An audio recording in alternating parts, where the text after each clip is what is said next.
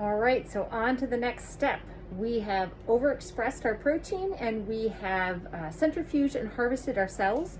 So now we're ready to lyse them open and isolate the soluble protein that's contained inside. First thing we need to do is make sure that we go and grab some ice. So we've got our ice, and for the most part, anything that we do from this point on, we want to keep on ice because we want to make sure that any protease activity or any protein degradation is kept to a minimum. So what we're going to do now is we're going to get our cell pellet out of the freezer here. So we're going to need to have that thaw. So that's going to go in here. And then we're also going to get 3 other solutions that are going to be part of what we're going to have right now. So we've got a lysozyme solution, okay, 100 milligrams per milliliter, so that needs to thaw. We've got a DTT solution and then a PMSF solution. So the PMSF is a protease inhibitor. The DTT helps prevent unnecessary disulfide bonds from forming, so that can cause protein precipitation.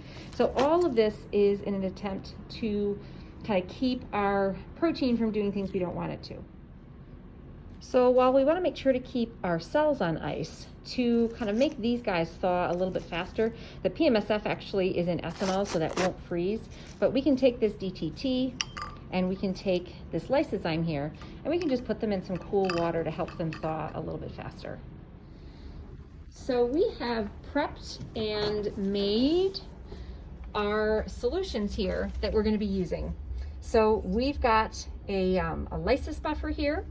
Protein storage buffer we're going to use a little bit later, but here are the 3 solutions that we're going to want to use for today. We've got lysis buffer, we've got a wash buffer in the back there, and we've got an elution buffer. So it's really nice that they're here and they've already been pre-chilling, but what we are going to need to add is fresh PMSF and DTT to these because we want to make sure that we have those protease inhibitors in there.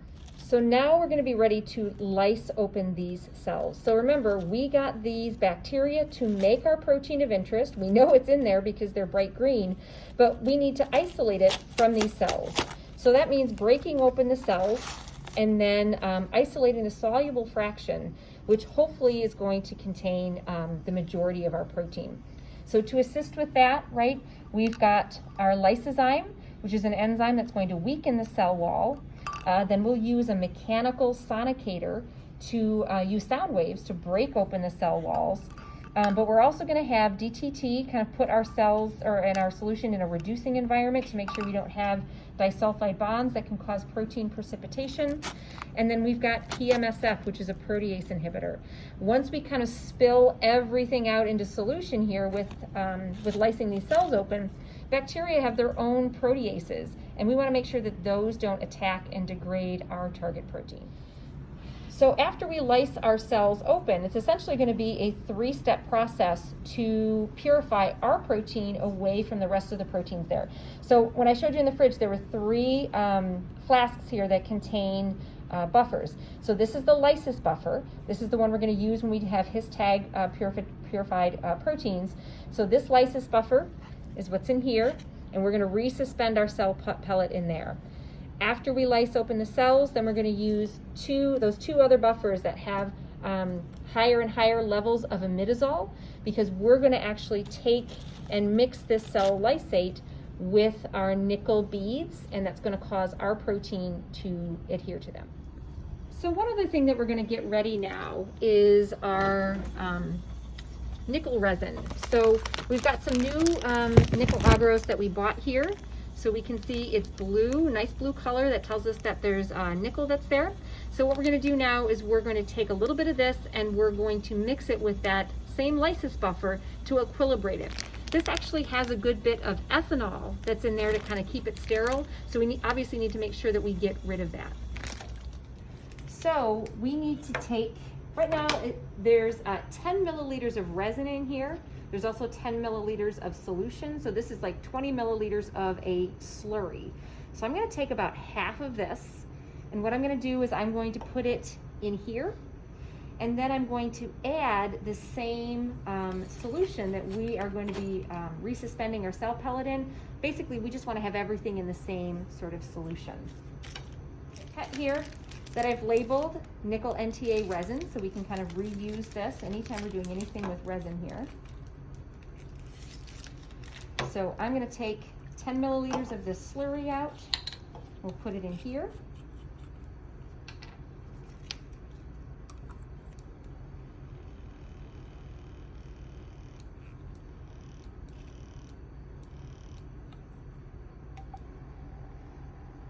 So these are actually the same beads that we're going to use when we do our pull down assay. Okay, so what we really have here is we have beads that when we mix this up, they will make a nice suspension here. But if we let gravity sit, these beads will come down. Or as when we do our pull down assays and we're going to have them in small tubes, we'll actually use a centrifuge to accelerate that process. I'm just going to take in, the volume isn't exactly as important. I'm going to take and just use some of this solution here.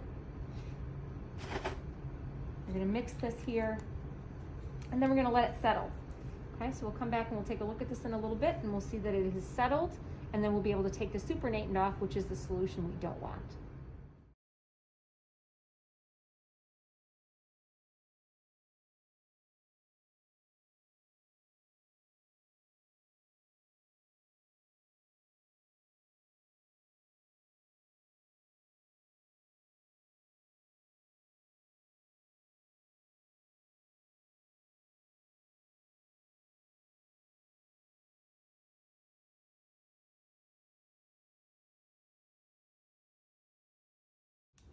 All right, so now everything's been sort of pre-chilling here or thawing.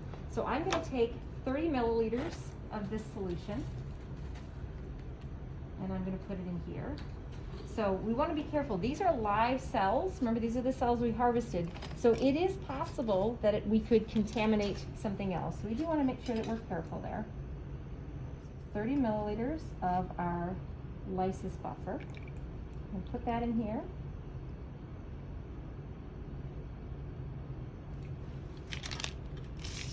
And then I'm going to add our other solutions here.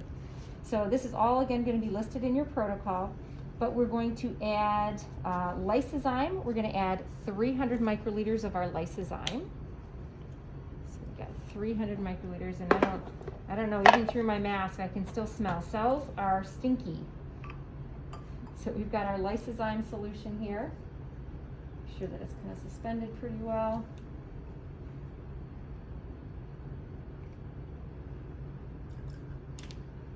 Okay, so that's that solution. I'm going to add 60 microliters of my PMSF. Excuse me here.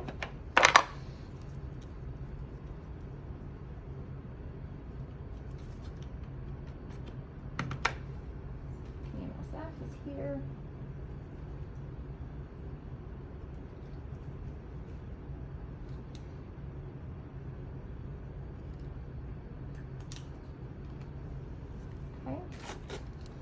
And then 30 microliters of my DTT.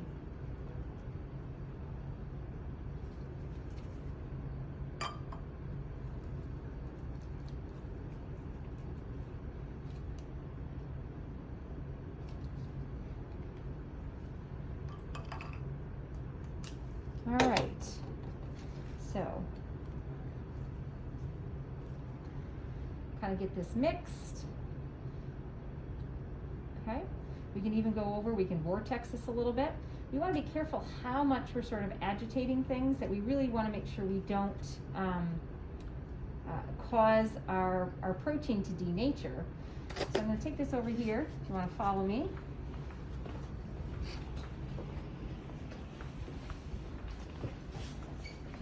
We can use our vortexer here, and we'll just kind of use it fairly gently, kind of turn it down here. And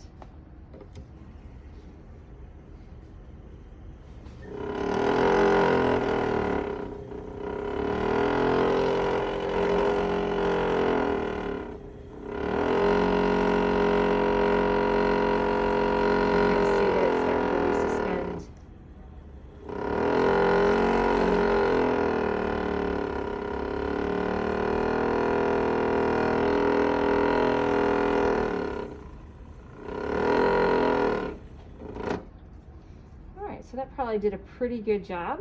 Okay, we're gonna let this continue to sit on ice, and we're gonna go downstairs and we're gonna get the sonicator set up. Okay, we wanna let this sit with the lysozyme for a little while to let that work.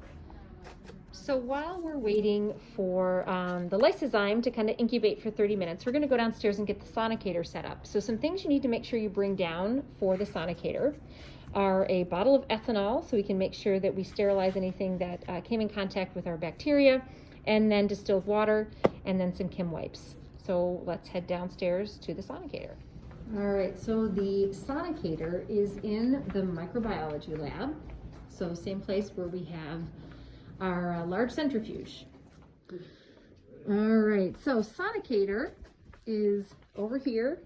And if you don't know what you're looking for, you can easily sort of miss it. So this is the sonicator arm. And then it's not this instrument, it's actually this guy. So it's called a sonic dismemberinator. So we've got kind of a PCR instrument in between where that guy is, just so you make sure you know that this is the instrument that's here. So this is the sonicator. This is going to be the tip that goes into your solution, okay? And it's on a big stand here so that you can raise and lower it using this right here. But the first thing that we need to do is make sure that this is clean. So we're going to do kind of a two-step process. We're going to take a Kim wipe and we're going to wipe it down with water. And then we're going to wipe it down with ethanol. So again, you can either kind of put directly on here, or you can wipe on or put it on your Kim wipe. So I'm going to start with some distilled water here. And then we'll do a little bit of ethanol. Okay, just make sure it's clean. All right, so switch to turn this guy on is underneath here in the bottom right. So you're gonna turn that on. It's gonna go through its little warm up here. I'll try to get so that we can see the screen here.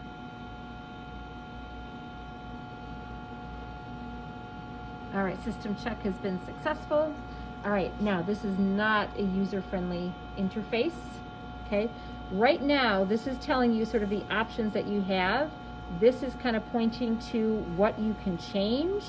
And again, if you press select, you'll be able to go in there and change. So I'm gonna press this guy because it tells me that's the option that I have. And now these are the two select options. So right now it's telling me how long do you want the on pulse to be and how long do you want the off pulse to be. Okay, so right now our protocol says we're gonna cycle on for 15 seconds and then off for 30 seconds. So I'm gonna come here, press select, okay, and then I'm gonna do 15 seconds. And if I just do 15, look at that, that's just 1.5 seconds. So I need to have a 0 then. And so that's 15 seconds. And then I need to press enter.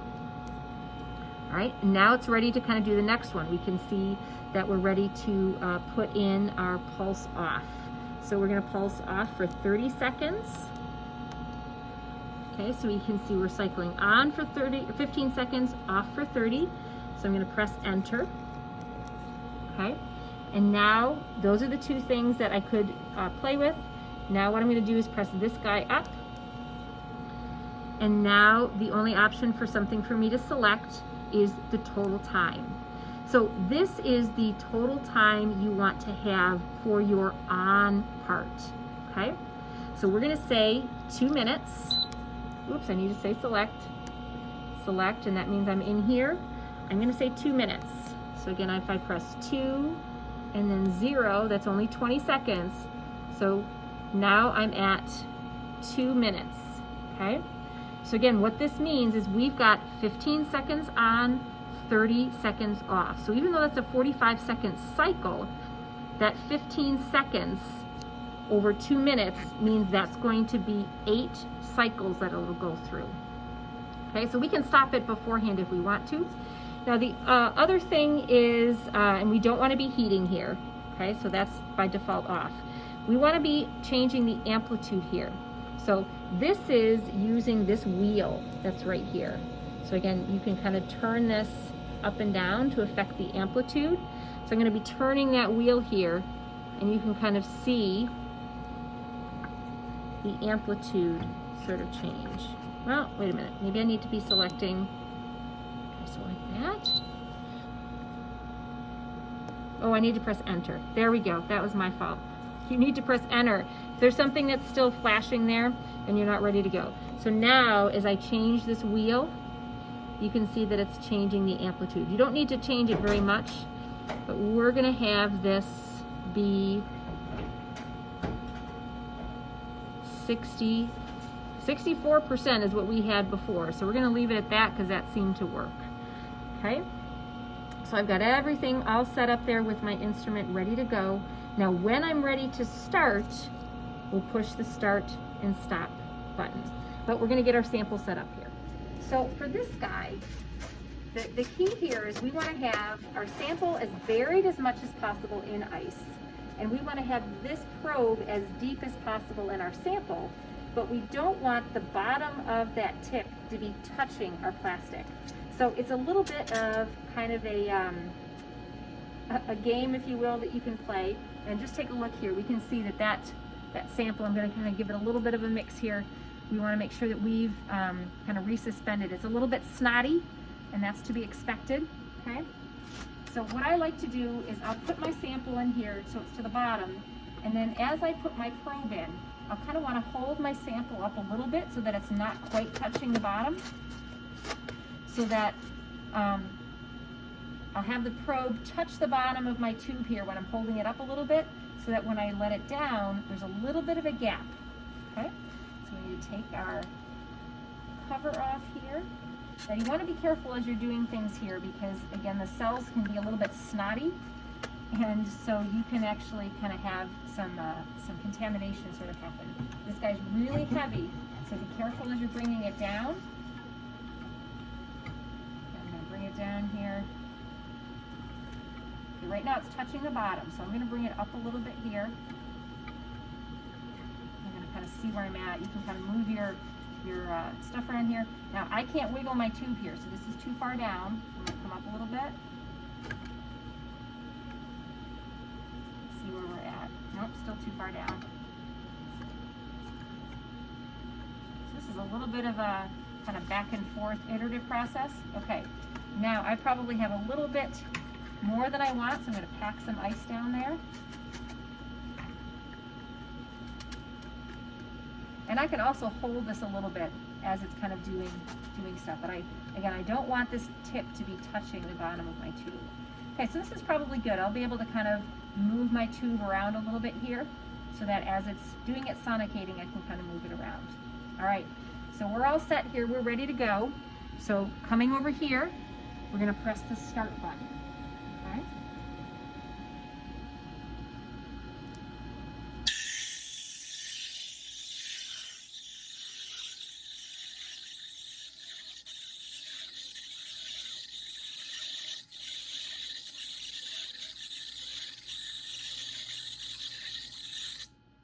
So you can sort of hear, that's not a very nice noise, but then we're going to have our 30-minute or 30-second rest period here. So one of the things that there's a question that came up before, how do you know when you're done? It's almost like you can sort of hear a sound. Imagine like you were using a blender and the sound sort of changes as things get kind of thoroughly mixed. So I'm going to do one more here, and then we might pause it and sort of take it out a little bit and take a look. I can start when it comes back on.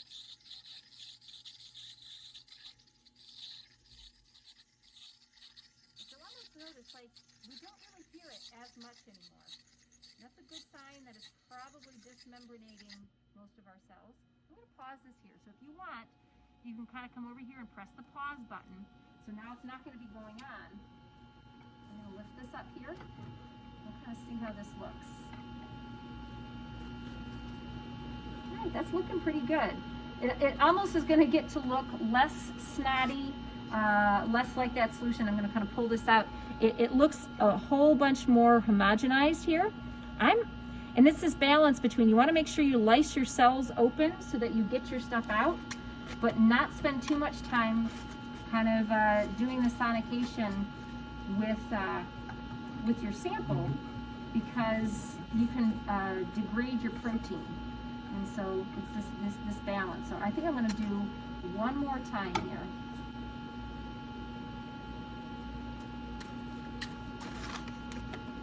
so that's good. I've got this in where I can have a little bit of wiggle room here. So I'm going to press the pause button again, which is going to allow this to go. Probably have a good part of that 30-second wait period that we're going to kind of hang out here and wait.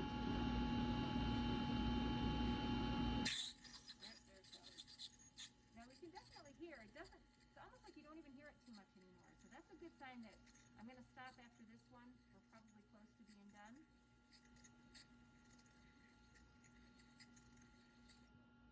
All right, so I'm just going to come over here and press stop. All right, so now what we need to do is we're going to lift this guy up. Let it sit up there. Put my cap on here. I'm just going to kind of show you. Look at what this is much more liquidy. It almost looks like green milk or something like that. It definitely has a different consistency. All right, so now the last thing to do is to clean up here. So the first thing we're going to want to do this time is ethanol. So I'm actually going to do ethanol, water, and then ethanol. In case there's any live bacteria that are still on this, I want to make sure that I sterilize them. So I've got ethanol here. Okay. So ethanol, I'm just going to give this a good wipe down. Water one, and then we'll finish with ethanol again. Just in case there was something that was a little bit more water soluble that didn't come off with ethanol, we'll just do one more ethanol.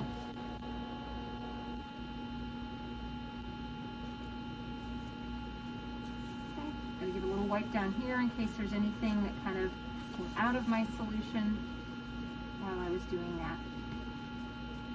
And the last thing is come on over here and just switch off the instrument. So the next step is we are going to need to centrifuge that and get rid of any of the insoluble parts that we have there.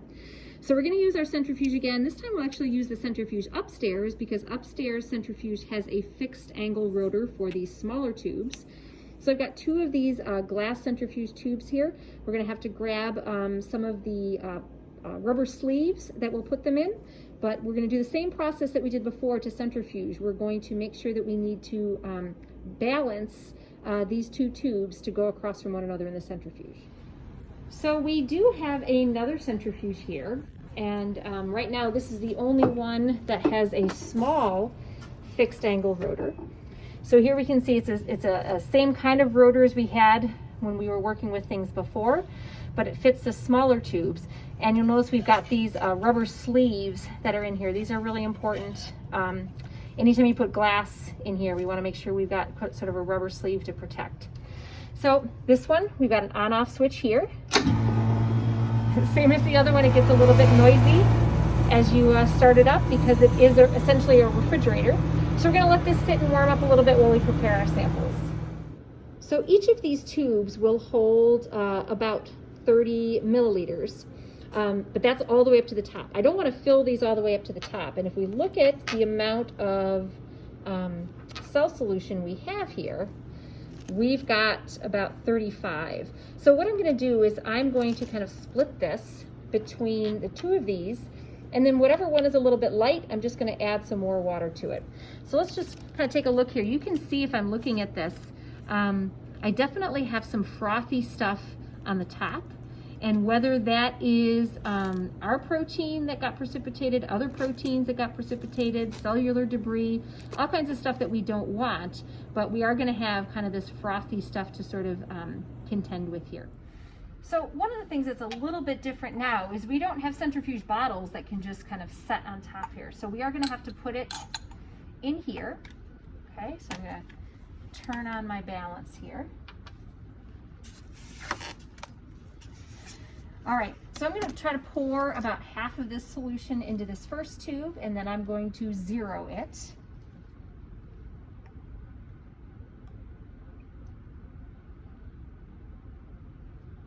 Okay. So remember, when I do that, that means what I'm saying is I want this to be sort of invisible. This is going to go just on ice for a little bit here. I'm going to put the other guy in here. And then pour the rest of this in. Now you'll see here I'm going to have that big snotty mess kind of go in there. Now, if for some reason you didn't partition this well enough, and this one ends up being a little bit heavier, wow, look at how good I was there. But if this one ended up being a little bit heavier, I could just sort of repeat the process, press 0 to tear this one, and then add more to the other one. So I need to add about 160 microliters. And I'm going to use this same, rather than using water, I'm going to use the same Lysis Buffer that we had here, just so I know I'm adding the same stuff.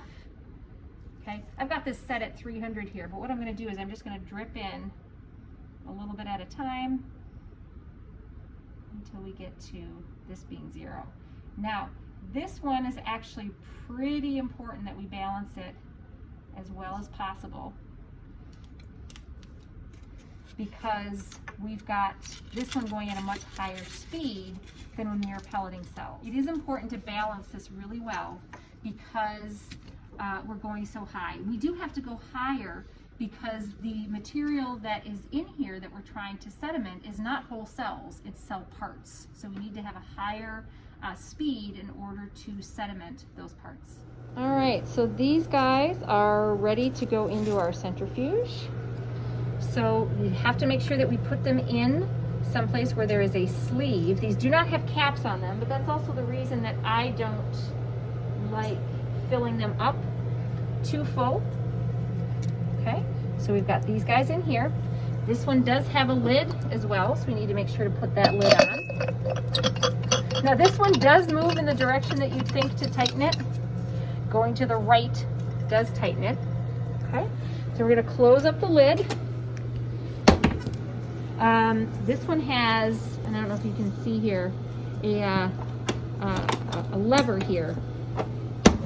This one tends to close it's a little bit more difficult to close. So you may have to kind of move this over in order to close it. You can slam it, but I tend to not want to do that. All right, so this one's really old-fashioned. It's kind of got everything analog here. So this is our speed, right? We're gonna set it to 10, but we're gonna see what happens. Actually, I'm gonna start it out a little bit slower. I'm gonna start it at 5, and then we can speed it up, okay? Again, we're not gonna touch these guys over here. This is just basically setting sort of the brake speed and so forth. One thing that's common that students will not realize is you actually have to turn this on to a certain amount of time in order for it to start doing anything. So don't worry, we're gonna manually kind of monitor the time, so just turn this on so that it's gonna be doing something, okay? Then what you're gonna do is you're gonna push start, and we'll see a green light that comes on here. That tells us that it's starting to spin. We'll be able to see the speed kind of pick up here. Remember, we talked about downstairs. You never wanna walk away from a centrifuge as it's ramping up and until you're certain it's comfortably at the speed you want. So we only set it at a little bit above 5. So remember the one downstairs kind of like speeds up a little bit and then waits till it feels like it's okay and then does it on its own? This is what I'm sort of doing manually here. So now I'm gonna keep increasing this.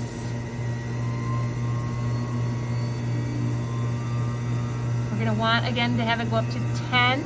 Now we were at about 5,000 when we did cells because those are much bigger, so it was easier to precipitate.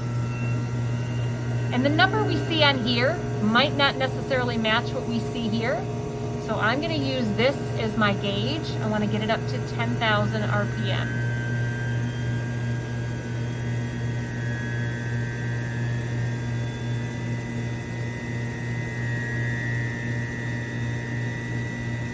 And now the instrument's not shaking or doing anything, so I know that we've balanced it well.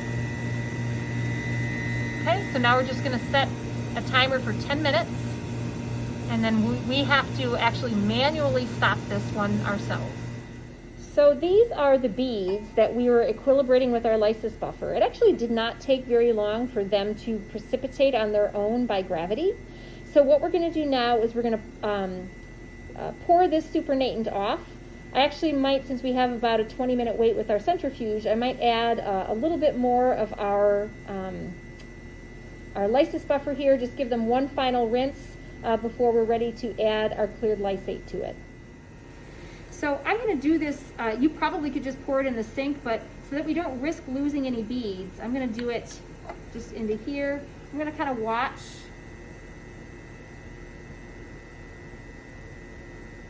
there. Now you can also do this with a pipette, but because I'm going to put some more in, I'm okay if I'm leaving some stuff there. So I'm going to add a little bit more of that Lysis Buffer.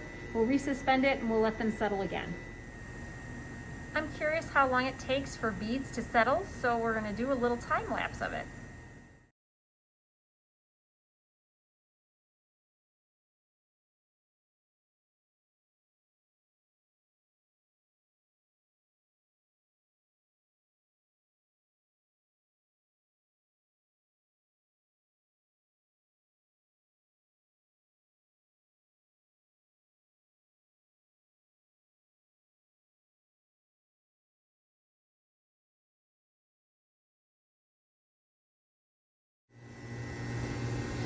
All right, so remember, this is when we need to stop manually. So even if you press stop here, okay, we want to make sure that we turn this off, okay? That's going to be what causes it to really stop. So you want to turn the dial back down. Same thing when we were talking about starting it, is you actually had to have this turned on to measure some sort of time in order to start it.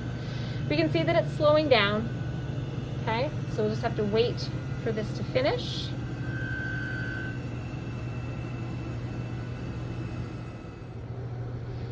All right, so we are sort of slowing down here. And this is one of these things too, if this is not turned sort of off here, you won't be able to unlock it. And this is one, I can feel that it's still locked. It kind of takes a little bit longer. There, I just heard it unlock there.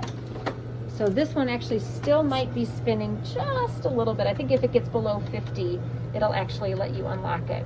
But again, this is really cold inside here. We can see there's lots of condensation. So anytime you're using one of these centrifuges and you're done and you turn it off, leave the lid open, because otherwise all of this water can cause mildewing inside.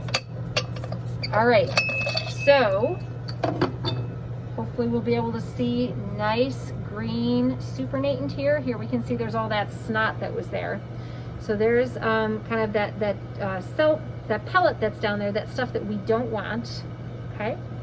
So we're going to collect both of these and then we're going to take off the supernatant. So always want to be having stuff on ice here.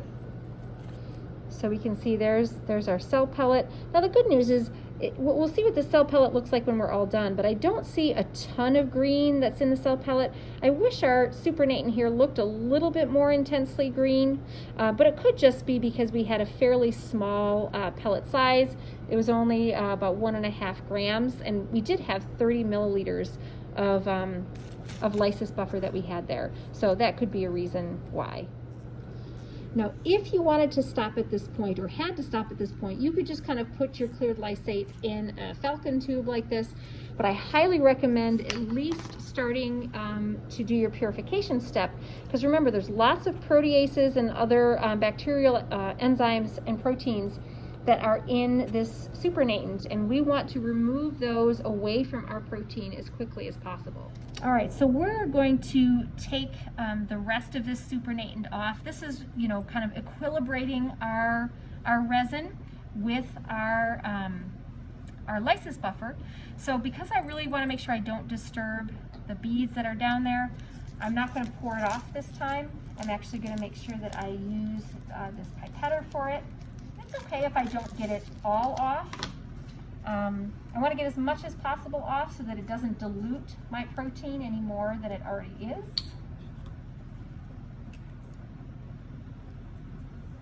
Just keeping an eye where my pipette tip is here. Now we're always going to likely lose a few beads here. That's just kind of the price of doing business here. So just a little bit that's left there. But I'm going to leave that. Okay. And now what I'm going to do is I'm going to take off the supernatant that's here. Now these pellets are pretty well solidified here. So for this guy, I'm just going to actually go and pour it right in here.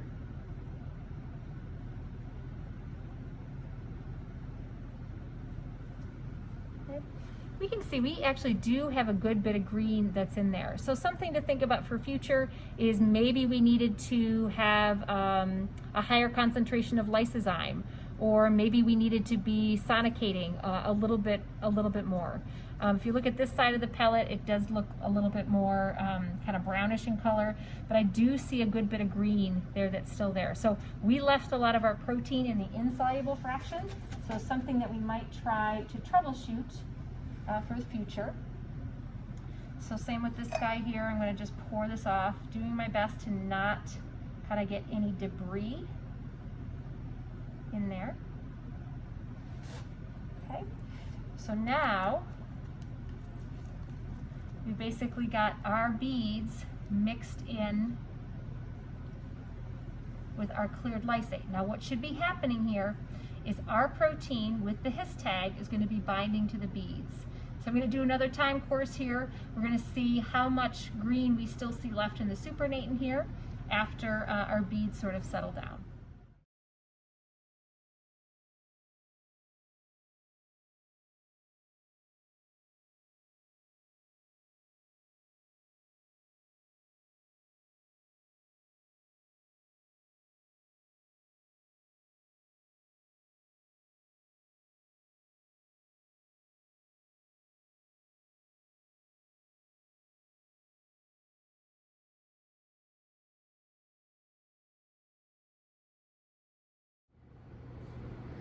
So we can see there that our beads did settle with the green, but I still see a good bit of green in the supernatant here. So we're going to try putting this to shake, sort of, you can do this for 2 hours on the bench top, but what we're going to try to do is do it overnight here in the fridge. So we've got our shaker just kind of set up here in the fridge. So we can put our tube in here, and then we can just set this up to allow it to shake in here overnight.